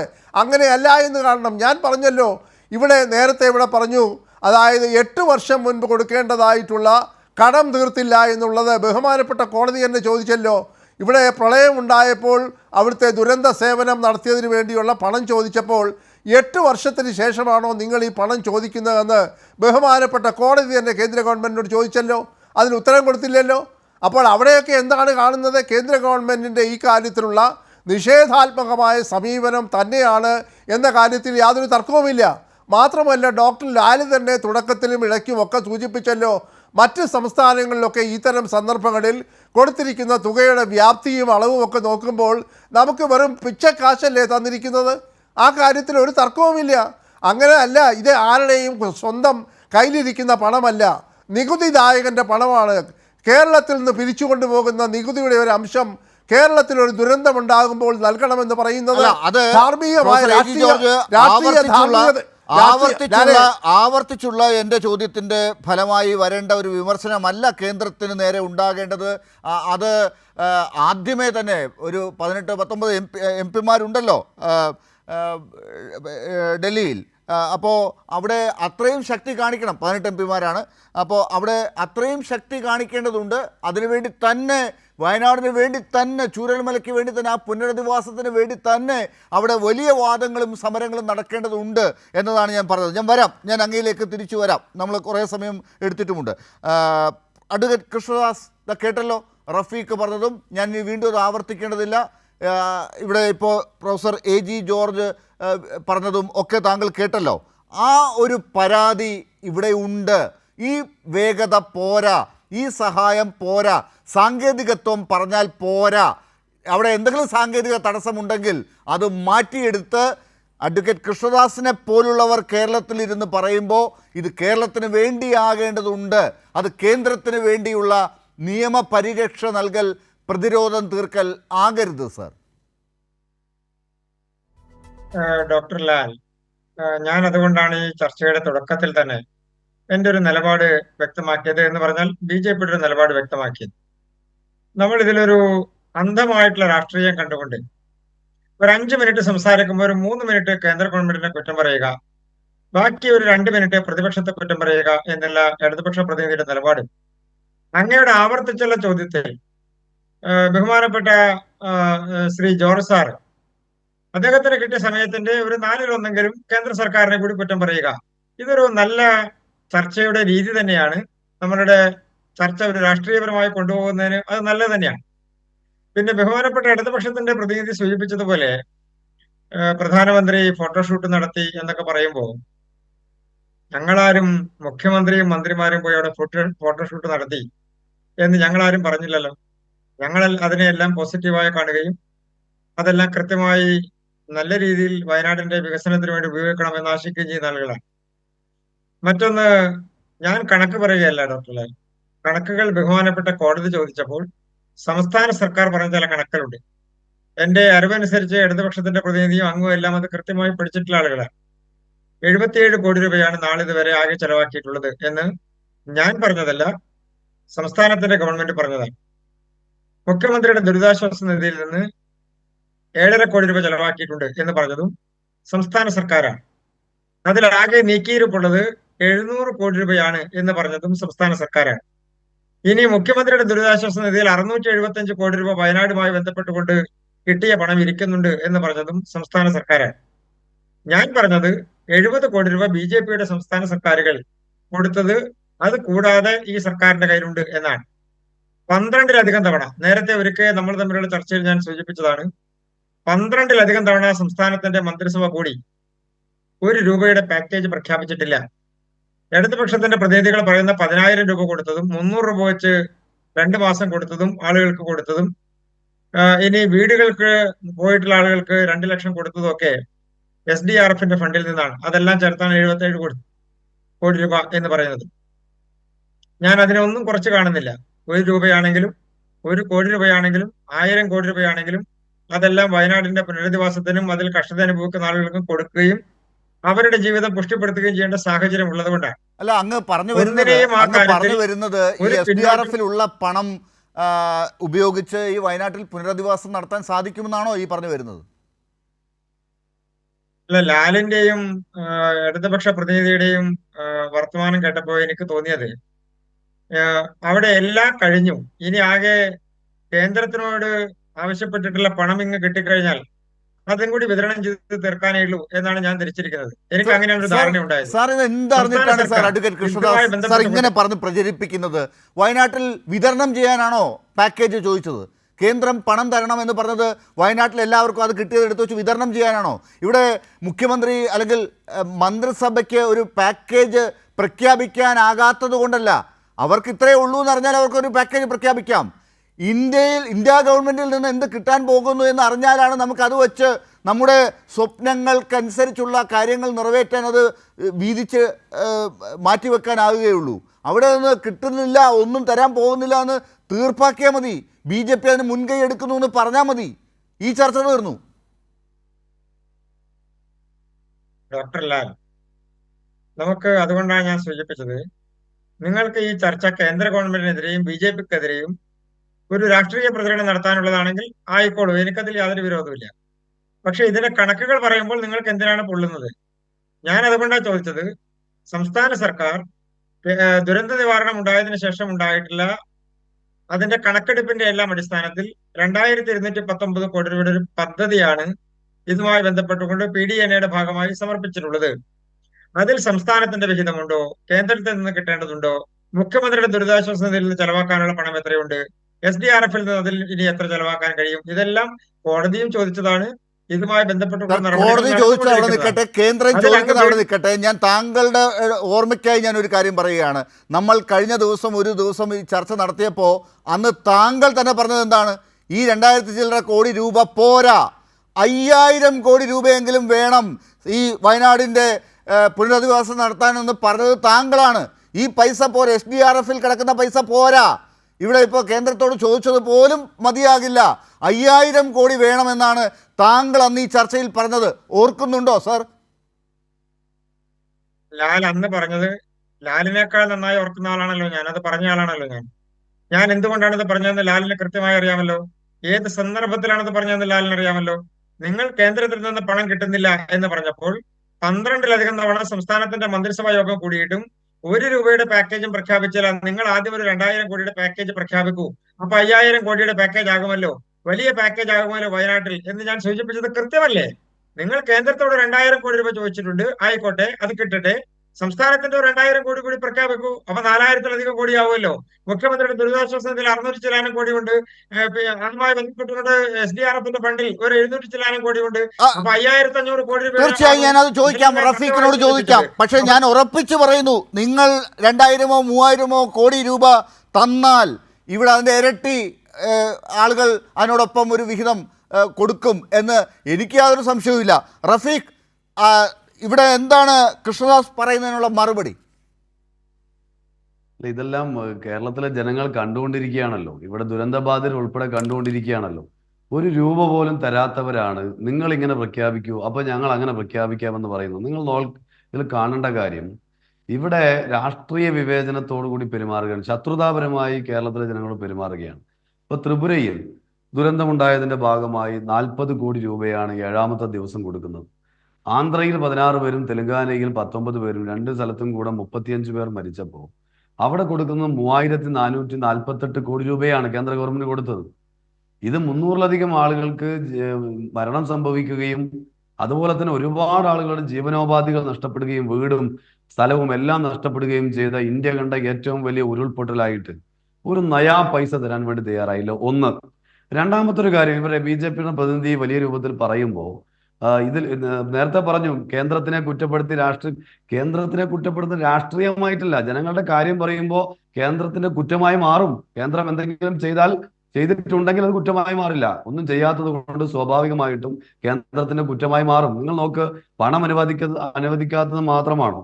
കേരളം ആവശ്യപ്പെട്ട മറ്റൊരു കാര്യമാണ്, തീവ്ര സ്വഭാവമുള്ള ദുരന്തമായി ഇതിനെ പ്രഖ്യാപിക്കണം, L3 ഉൾപ്പെടുത്തണം. തയ്യാറായോ? L3 ഉൾപ്പെടുത്തിയാലുള്ള ഗുണം, ഈ രാജ്യത്തെ MP-മാർക്ക് 788 MP-മാരുണ്ട് രാജ്യസഭയിലും ലോക്സഭയിലുമായിട്ട്. 25 ലക്ഷം രൂപ മുതൽ 1 കോടി രൂപ വരെ MP ഫണ്ടിൽ നിന്ന് ഖജനാവിന് മറ്റു രൂപത്തിലുള്ള നഷ്ടം വരാതെ നീക്കിവെക്കാൻ വേണ്ടി കഴിയും. നമ്മുടെ സഖാവ് ജോൺ ബ്രിട്ടാസ് 25 ലക്ഷം രൂപ മാറ്റിവെച്ചു ഇവിടെ. അത് കേരളം ഈ തീവ്ര സ്വഭാവമുള്ള ദുരന്തമായി പ്രഖ്യാപിച്ചത് കൊണ്ടാണ് കേരളത്തിലെ നിന്നുള്ള MP എന്ന നിലയിൽ അദ്ദേഹത്തിന് മാറ്റിവെക്കാൻ വേണ്ടി കഴിഞ്ഞത്. രാജ്യത്തെ എല്ലാ MP-മാർക്കും മാറ്റിവെക്കാൻ വേണ്ടി കഴിയും. വലിയ രൂപത്തിൽ ഗുണം കിട്ടുന്നതാണ് ദുരന്തബാധിതർക്ക്. എന്നാൽ അതിനുപോലും തയ്യാറായില്ല. ഇവിടെ കേരളത്തിലെ ഗവൺമെന്റ്, കേരളത്തിലെ ഏറ്റവും പ്രധാനപ്പെട്ട ബാങ്കായ കേരള ബാങ്ക് കടങ്ങൾ പൂർണ്ണമായി എഴുതിത്തള്ളിയിട്ട് മാതൃക സൃഷ്ടിച്ചുകൊണ്ട് ദേശസാൽകൃത ബാങ്കുകളുടെ കടം എഴുതിത്തള്ളാൻ വേണ്ടി ഇവിടുന്ന് ആവശ്യപ്പെട്ടു. ഇതുവരെ തയ്യാറായോ? കേന്ദ്രത്തിലെ ഗവൺമെന്റിന് ദുരന്ത നിവാരണ നിയമത്തിലെ വകുപ്പ് ഉപയോഗപ്പെടുത്തിക്കൊണ്ട് ഒരു ഉത്തരവിറക്കിയാൽ ഈ ദേശസാൽകൃത ബാങ്കുകൾക്ക് ഈ വായ്പ എഴുതിത്തള്ളാൻ വേണ്ടി കഴിയും. അതിനുവേണ്ടി തയ്യാറായോ?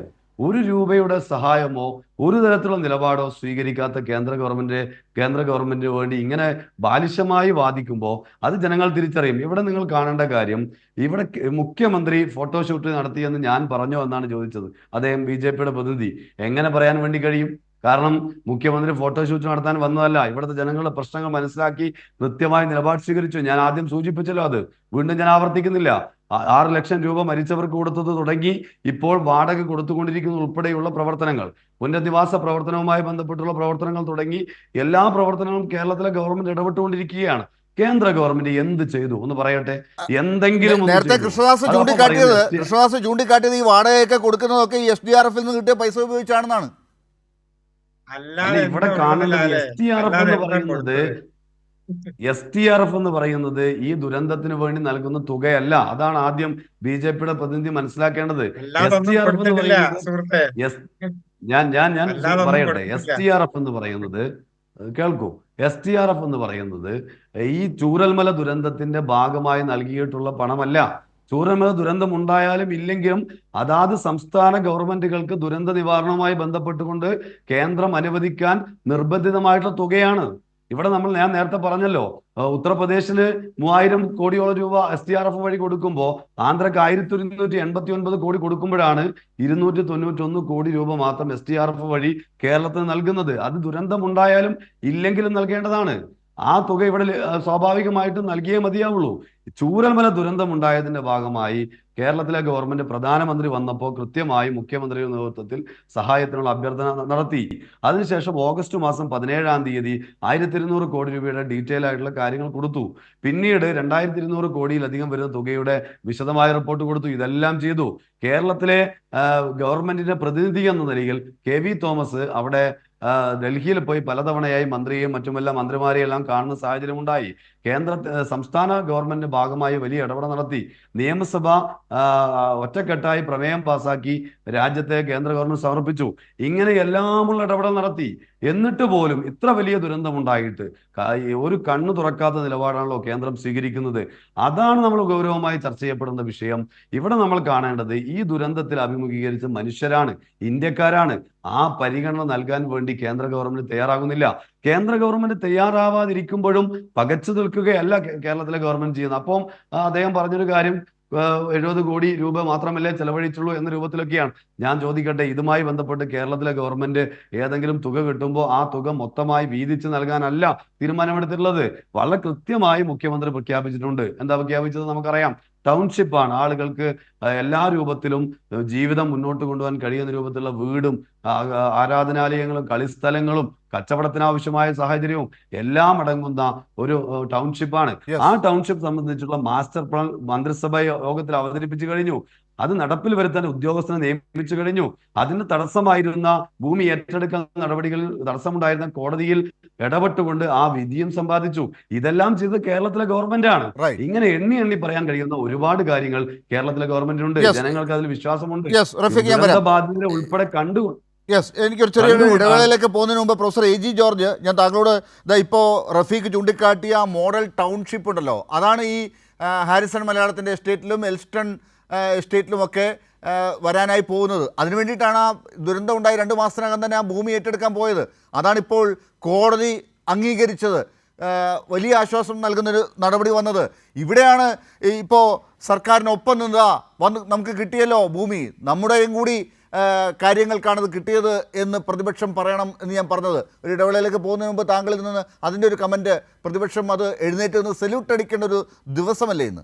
ലാലെ, ഈ പറയുന്ന ടൗൺഷിപ്പാണ് നമ്മൾ വിഭാവനം ചെയ്യുന്നത് എന്നതിനെ സംബന്ധിച്ച് വളരെ മുൻകൂട്ടി തന്നെ ഇവിടെയുള്ള എല്ലാ ആളുകൾക്കും അറിയാം. അതുപോലെ തന്നെ പലവട്ടം ആവർത്തിച്ച് പ്രതിപക്ഷത്തുള്ളവരും ഭരണപക്ഷത്തുള്ളവരും അത് തന്നെയാണ് നമ്മൾ ഉദ്ദേശിക്കുന്നതെന്ന് പറയുന്നു. അല്ലാതെ ഏതെങ്കിലും തരത്തിൽ 10,000 വീടുകൾ വെച്ച് കൊടുക്കുക എന്നത് മാത്രമല്ല, അവർക്ക് ജീവിക്കാനുള്ള മാർഗ്ഗങ്ങൾ ഉണ്ടാകണം, അവിടെ ആശുപത്രികൾ ഉണ്ടാകണം, സ്കൂളുകൾ ഉണ്ടാകണം, അതുപോലെയുള്ള മറ്റ് സ്ഥാപനങ്ങൾ ഉണ്ടാകണം. അപ്പോൾ സമഗ്രമായി ഒരു ടൗൺഷിപ്പ് എന്ന് പറയുന്ന ആശയം തന്നെയാണ് അതെല്ലാം ഡിസൈൻ ചെയ്തിട്ടുണ്ട്. ഈ പിണറായി സർക്കാർ ഇപ്പോൾ ആ കാര്യത്തിൽ മുൻകൈ എടുത്ത് അതെല്ലാം ചെയ്തിരിക്കുന്നു എന്നുള്ളതാണ്. അവിടെയാണ് കൈയടി വേണ്ടത്. ആ റിപ്പോർട്ടാണ് കൊടുത്തത് കേന്ദ്രത്തിന്. ഡോക്ടർ ലാലെ, ഒരു കാര്യം കൂടെ ഓർക്കണം. ഈ സന്ദർഭത്തിൽ ഇതുപോലെ ഭൂമി സ്വായത്തമാക്കി കഴിഞ്ഞാൽ അവിടേക്ക് വാഗ്ദാനം ചെയ്തിരിക്കുന്ന വീടുകളുടെ പണിയും അങ്ങനെയുള്ള ഏജൻസികളൊക്കെ മുന്നോട്ട് വരുമെന്ന് അവർ തന്നെ ആവർത്തിച്ച് പറയുന്നുണ്ട്. ഉദാഹരണമായി കർണാടക സർക്കാർ, അതുപോലെ തന്നെ ഇന്ത്യൻ നാഷണൽ കോൺഗ്രസ് രാഹുൽ ഗാന്ധി വന്നപ്പോൾ പറഞ്ഞതായ വീടുകൾ, മുസ്ലിം ലീഗ് പറഞ്ഞതായ വീടുകൾ, അതുപോലെ സംസ്ഥാനത്തെ ആതുര സേവന സംഘടനകൾ പറഞ്ഞതായ വീടുകൾ. അതായത് ചുവരില്ലാതെ ചിത്രം എങ്ങനെയാണ് എഴുതുന്നത്? അതുകൊണ്ട് ഭൂമിയുടെ കാര്യത്തിൽ 2 മാസത്തിനകം നിലപാടെടുത്തു. ഹാരിസൺ ൻ്റെയും അല്ലെങ്കിൽ എൽസ്റ്റോണിൻ്റെയും ഒക്കെ ഞാൻ മനസ്സിലാക്കുന്നത് റഫീഖിന് കൂടുതൽ അറിയാമായിരിക്കും. ഈ എൽസ്റ്റോൺ എന്ന് പറയുന്നത് ഒക്കെ കൽപ്പറ്റയിൽ തന്നെയുള്ള ആ ടൗണിൽ തന്നെയുള്ള ഒരു എസ്റ്റേറ്റ് ആയിട്ടാണ് എനിക്ക് തോന്നുന്നത്, അല്ലേ റഫീഖ്? കൽപ്പറ്റ ടൗണിലുള്ള എസ്റ്റേറ്റ് ആണ് എൽസ്റ്റൺ എസ്റ്റേറ്റ്. ഏറ്റവും ജില്ലാ കേന്ദ്രമായ കൽപ്പറ്റയിൽ ടൗണിൽ തന്നെയുള്ളത്. അതെ അതെ അതെ. അവിടെ ഒരു 78.36 ഹെക്ടർ ഭൂമിയാണ് അവിടെ ഏറ്റെടുത്താൽ കിട്ടുന്നത്, ഇപ്പോൾ കിട്ടാൻ പോകുന്നത്. അവിടെ ഒരാൾക്ക് 10 സെൻറ്റിന് അടുപ്പിച്ചുള്ള ഭൂമിയും 1000 സ്ക്വയർ ഫീറ്റിന് അടുപ്പിച്ച് ഉള്ള ഒരു വീടും കിട്ടാൻ പോകുന്നു എന്നൊക്കെ പറയുമ്പോൾ അവരിപ്പോൾ താമസിച്ചതിനേക്കാൾ വളരെ പ്രധാനപ്പെട്ട ഒരു സ്പേസാണ് അവർക്ക് ഉണ്ടാകുക. അതിനകത്ത് തന്നെ ആ ടൗൺഷിപ്പിൽ മറ്റ് സൗകര്യങ്ങളൊക്കെ വേറെയും വരുന്നു എന്നുള്ളതാണ്. അതൊക്കെ സർക്കാർ ചെയ്തതല്ലേ? നമ്മൾ ഇതൊക്കെ ഇതിൻ്റെ യാഥാർത്ഥ്യം വെച്ചുകൊണ്ട് വേണം ഇതിനെ വിലയിരുത്താൻ. അതായത് ലാലിൻ്റെയൊക്കെ ഒരു ശരീരഭാഷയിൽ നിന്നും ശബ്ദത്തിൽ നിന്നുമൊക്കെ ഈ 1000 സ്ക്വയർ ഫീറ്റ് വീട് കൽപ്പറ്റ ടൗൺഷിപ്പിൽ എനിക്കുള്ള ഒരു വീട് എന്നൊക്കെ പറഞ്ഞ് സ്വപ്നം കണ്ടാൽ പ്രശ്നം തീരുന്നതല്ല ഇത്. അത് സാധ്യതപ്രായമാക്കണമെന്നുണ്ടെങ്കിൽ ഇനിയും അനേകം കടമ്പകൾ കടക്കേണ്ടതായിട്ടുണ്ട് എന്നാണ് ഞാൻ പറയുന്നത്. ഞാൻ ഒരു കാര്യം കൂടെ പറയാം. ഇല്ല, ഒരു കാര്യം കൂടെ പറയട്ടെ. ഞാൻ ഒരു കാര്യം കൂടെ പറയട്ടെ. ഇന്നത്തെ ബഹുമാനപ്പെട്ട ഹൈക്കോടതിയുടേതായിട്ടുള്ള നിരീക്ഷണത്തിൽ പറഞ്ഞിട്ടുണ്ട്, ഈ പറയുന്നതായിട്ടുള്ള ഏതാണ്ട് 144 ഹെക്ടർ ഹാരിസൺ മലയാളത്തിൻ്റെയും ഈ പറയുന്ന എൽസ്റ്റൺ എസ്റ്റേറ്റും കൊണ്ട് ചേരുമ്പോൾ ഞാൻ മനസ്സിലാക്കുന്നത്, തെറ്റുണ്ടെങ്കിൽ തിരുത്താം, 144 ഹെക്ടർ ഭൂമിയാണ് കൈവശപ്പെടുത്താനായി ഉദ്ദേശിക്കുന്നത്.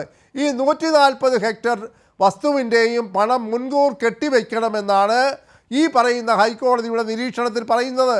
ചില്ലറ പണമാണോ വേണ്ടത്? അപ്പൊ അതിനുള്ള പണം കെട്ടിവെച്ചതിന് ശേഷം അപ്പൊ ലാല് പറയുന്നത് കേട്ടാൽ ഈ വസ്തു എല്ലാം നമ്മുടെ കയ്യിലായി.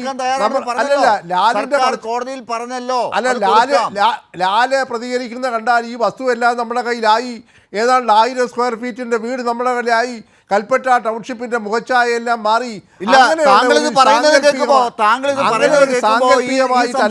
പ്രതിപക്ഷം വിചാരിക്കുന്നത് ഒന്നും ആയിട്ടില്ല, വെറുതെ സർക്കാർ കോടതി പറഞ്ഞതാണ്, കോടതി ഇതൊക്കെ വെറുതെ വിശ്വസിച്ചിട്ട് ഇന്ന് അങ്ങോട്ട് വിധി പ്രഖ്യാപിച്ചതാണ് എന്ന് പറയുന്ന പോലെയാണ് എനിക്ക് തോന്നുന്നത്. പ്രൊഫസർ എ ജി ജോർജ്, ഈ പറഞ്ഞ കാര്യങ്ങളൊക്കെ താങ്കൾ നേരത്തെ പറഞ്ഞ പോലെ ചുവരുണ്ടെങ്കിലേ എഴുതാൻ പറ്റൂ എന്നാണല്ലോ താങ്കൾ നേരത്തെ പറഞ്ഞു. ചുവരിപ്പോൾ ഉണ്ട്, ഭൂമി ഇതാ കിട്ടാൻ പോകുന്നു എന്നാണ്. ഇതൊക്കെ ആദ്യമേ ഉണ്ടാകുമെന്ന് കരുതിയിട്ടാണല്ലോ താങ്കൾ പറഞ്ഞ സംഘടനകളൊക്കെ, പ്രതിപക്ഷം ഉൾപ്പെടെ, ഇത്ര വീടുകൾ ഞങ്ങൾ വെച്ചു കൊടുക്കാന്നൊക്കെ പറഞ്ഞത്. ഭൂമി കിട്ടും, സർക്കാർ ഒപ്പിച്ചു കൊടുക്കുമെന്ന് കരുതിയല്ലോ, അതോ ഇതൊരിക്കലും കിട്ടില്ല എന്ന് കരുതിയോ? ഇതിപ്പോ എത്രയും പെട്ടെന്ന് വേഗത്തിൽ കോടതിയും കൂടി ഇപ്പോൾ സഹകരിച്ചപ്പോഴത്തേക്കും വരുന്നു എന്ന് കരുതിയപ്പോൾ നിങ്ങൾ ഞെട്ടിപ്പോയോ? ഇനിയിപ്പോൾ ഇല്ല, ലാലിൻ്റെ ആ ഞാൻ നേരത്തെ പറഞ്ഞതുപോലെ ആഗ്രഹങ്ങളൊക്കെ സാക്ഷാത്കരിക്കപ്പെടട്ടെ. ഞാനും അതിനുവേണ്ടി പ്രാർത്ഥിക്കുന്നു. ഇനിയും നമ്മൾ ഈ വിഷയത്തെക്കുറിച്ച് ചർച്ച ചെയ്യുമല്ലോ. അപ്പോൾ നമുക്ക് കാണാം എത്ര ദൂരം നമ്മൾ മുന്നോട്ട് പോകുന്നുണ്ട്, എങ്ങനെയാണ് കാര്യങ്ങളെല്ലാം നീങ്ങുന്നത്, എത്ര നാളുകൊണ്ട് അവിടെ ടൗൺഷിപ്പ് രൂപപ്പെടും, അതുപോലെ ആളുകളെ പുനരധിവസിപ്പിക്കാനായി നമുക്ക് എപ്പോൾ സാധിക്കും. നമുക്ക് ഇനിയും ചർച്ച ചെയ്യാൻ അവസരമുണ്ടല്ലോ. ഇപ്പോൾ ഈ ഒരു കോടതി വിധി വന്നതുകൊണ്ട് ഉടനെ തന്നെ നാളെ തന്നെ ടൗൺഷിപ്പ് ഉണ്ടാകുമെന്നൊക്കെ ആളുകൾ വിശ്വസിച്ച് എല്ലാവരും പാത്രവും ഒക്കെ എടുത്ത് റെഡിയായിരിക്കുമെന്നൊന്നും ഞാൻ അങ്ങനെ ഒന്നും കരുതണ്ട. ഇത് സാധിക്കുമെന്ന് തന്നെ ഞാൻ ശുഭാപ്തി വിശ്വാസത്തോടുകൂടി പറയുന്നു.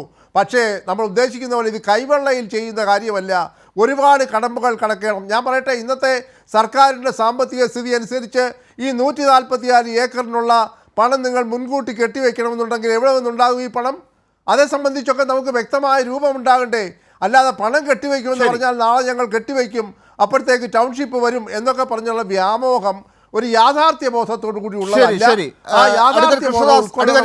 കേന്ദ്ര സർക്കാരും കരുതിയില്ല അല്ലേ ഈ ഇത്ര പെട്ടെന്ന് ഈ കാര്യങ്ങളൊക്കെ അങ്ങ് നിയമ തടസ്സമൊന്നും ഇല്ലാതെ കാര്യങ്ങളൊക്കെ എളുപ്പത്തിലാകുമെന്ന് കേന്ദ്ര സർക്കാർ വിചാരിച്ചിട്ടുണ്ടാകില്ല. കാര്യങ്ങൾ അങ്ങനെ വേറെ വഴിക്ക് പോവുകയാണ്. നിങ്ങൾ കൊടുത്തില്ലെങ്കിൽ ഇവിടെ എന്തെങ്കിലുമൊക്കെ നടക്കുമെന്ന് തോന്നുന്നുണ്ടോ?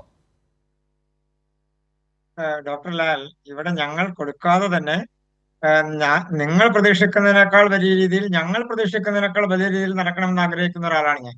അതുകൊണ്ടാണല്ലോ അങ്ങ് നേരത്തെ ചോദിച്ച ചോദ്യത്തിന് ഞാൻ ഇരട്ടിയും അതിന്റെ ഇരട്ടിയും കൊണ്ടുവരേണ്ടതാണ് എന്ന് സൂചിപ്പിച്ചത്.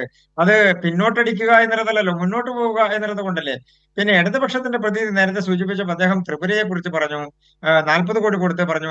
എനിക്ക് അദ്ദേഹത്തോട് ഒറ്റ കാര്യമേ അഭ്യർത്ഥിക്കാനുള്ളൂ, ഇതെല്ലാം ഏത് ഫണ്ടിൽ നിന്ന് എങ്ങനെ കൊടുക്കുന്നു എന്നൊന്ന് പരിശോധിക്കുന്നത് നല്ലതാണ്.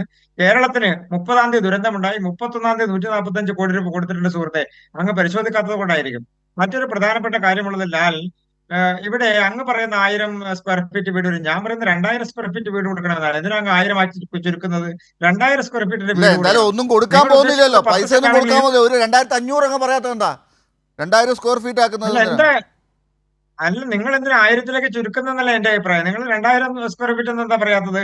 കാരണം ഞാൻ അങ്ങയുടെ വാട്സപ്പിലേക്ക് ഈ സമയത്തിനുള്ളിൽ ഒരു ചെറിയ മെസ്സേജ് അയച്ചിരുന്നു, അങ്ങ് കാണാത്തത് കൊണ്ടാണ്. ഈ 2020 പുത്തുമല ദുരന്തം, ഞാൻ ആ ജില്ലയിലല്ല, ഞാൻ എറണാകുളം ജില്ലയിലാണ്. സമയത്തിന്റെ പ്രശ്നമുണ്ട്. താങ്കൾ പറയുന്നത് പുത്തുമലയിൽ ഒന്നും നടന്നില്ല എന്നുള്ളതാണ് താങ്കൾ പറഞ്ഞത്. റഫീഖ്, അതിനെ കൂടെ ചേർത്തുള്ള നടന്നില്ല എന്ന് ഞാൻ പറഞ്ഞില്ല. പുത്തുമലയിൽ ഒന്ന് പോയി നോക്കുന്നത് നല്ലതാണ്. റഫീഖ്, ഒന്നും നടക്കാൻ പോകുന്നില്ല, ഭൂമി പോലും കിട്ടാൻ പോകുന്നില്ല എന്നൊക്കെ കരുതിയവരാണ് അപ്പുറത്തിരിക്കുന്നത് എന്നൊരു ധാരണ എങ്കിലും നിങ്ങൾക്ക് വേണം. അല്ല, ഞങ്ങൾക്ക് ധാരണക്കുറവുള്ളവർ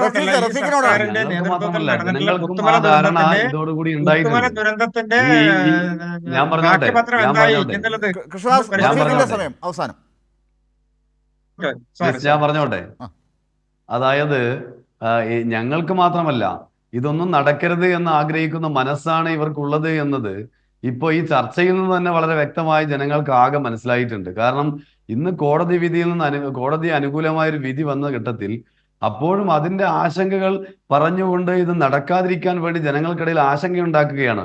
ഉടമകൾക്കുള്ള ഒരു ഉടമകൾക്ക് വേണ്ടി ന്യായവാദം ഉയർത്തുന്ന പോലെയാണ് ഇവർ പറയുന്നത്. ഞാൻ അതിന്റെ വിശദാംശം കിടക്കുകയല്ല. ഇവിടെ നമ്മൾ കാണേണ്ടത് ഇന്നത്തെ കോടതി വിധിയുടെ പശ്ചാത്തലം മാത്രമല്ല, ടൗൺഷിപ്പുമായി ബന്ധപ്പെട്ടുകൊണ്ട് എല്ലാ പ്രവർത്തനങ്ങളും ഗവൺമെന്റ് മുന്നേറി കഴിഞ്ഞു. പ്ലാൻ തയ്യാറാക്കി കഴിഞ്ഞു, ഓഫീസറെ നിയമിച്ചു കഴിഞ്ഞു, അതുമായി ബന്ധപ്പെട്ട മന്ത്രിസഭാ യോഗം കാര്യങ്ങളെല്ലാം ചെയ്ത് മുന്നോട്ട് പോവുകയാണ്. അതുകൊണ്ട് ഈ പ്രവർത്തനങ്ങൾ കൃത്യമായി നടപ്പിലാക്കും. ഇവിടെ അപ്പൊ ചോദിച്ചൊരു കാര്യം, കടമ്പകൾ കടക്കാനുണ്ടെന്ന്. ഏത് കടമ്പയും കേരളത്തിലെ ഗവൺമെന്റ് കടക്കും. എല്ലാ ദുരന്തമുഖത്തും കടമ്പകൾ കടന്ന് തന്നെ മുന്നോട്ട് പോയ ചരിത്രമാണ് കേരളത്തിൽ ഇടതുപക്ഷത്തിനുള്ളത്. നമ്മൾ കണ്ടല്ലോ ഈ പല ദുരന്തങ്ങളിൽ. അതുകൊണ്ട് ഈ ഗവൺമെന്റ് ഈ ദുരന്തത്തിന്റെ മുഖത്തും ഈ ആദ്യ മണിക്കൂറുകൾ മുതൽ ഈ നിമിഷം വരെ എല്ലാ കടമ്പകളും കടന്ന് ദുരന്തബാധിതരോടൊപ്പം ചേർന്നുകൊണ്ടാണ് കേരളത്തിലെ ഗവൺമെന്റ് മുന്നോട്ട് പോകുന്നത്. അതുകൊണ്ട് തീർച്ചയായും അവരുടെ പുനരധിവാസം എന്ന സ്വപ്നം യാഥാർത്ഥ്യമാക്കും. അത് അവർ ആഗ്രഹിക്കുന്നതിനപ്പുറത്തുള്ള ആ പ്രതീക്ഷ തന്നെയാണ് ജനങ്ങൾക്കുള്ളത്. 2 പ്രളയം കടക്കുന്നത് നമ്മൾ കണ്ടു, കോവിഡ് കാലം കടന്നത് നമ്മൾ കണ്ടു, ചൂരൽമലയും കടക്കും എന്ന് ഉറപ്പിച്ചു പറയുന്നത് ആരാണ് എന്ന് ജനങ്ങൾ കേൾക്കുന്നുണ്ട്. അതുകൊണ്ട് ആരൊക്കെ ഇതൊന്നും നടക്കാൻ പോകുന്നില്ല എന്ന് സ്വപ്നം കണ്ടുകൊണ്ട് തടസ്സമിട്ട് ഇപ്പോഴേ മുന്നോട്ട് പോകുകയാണെങ്കിൽ അതല്ല നടക്കുക എന്ന് ഇനിയെങ്കിലും മനസ്സിലാക്കി കൈ കൊടുക്കുക, സല്യൂട്ട് അടിക്കുക, ഇന്നത്തെ കോടതി വിധിയിൽ സന്തോഷിക്കുക. വളരെ നന്ദി ചർച്ചയിൽ ചേർന്നതിന് K Rafeeq, advocate P Krishnadas, professor A G George. News and views അവസാനിക്കുന്നു.